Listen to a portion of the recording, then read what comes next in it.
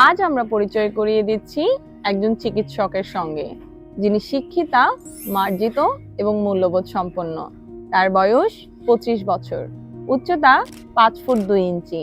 তিনি অবিবাহিত এবং জন্মগ্রহণ করেছেন বাংলাদেশে। বেড়ে উঠেছেন একটি সুশিক্ষিত এবং ধর্মপরায়ণ পরিবারে।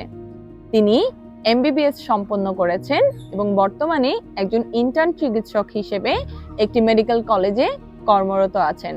তার পরিবারের সদস্যরা কানাডা এবং যুক্তরাজ্যে বসবাসরত।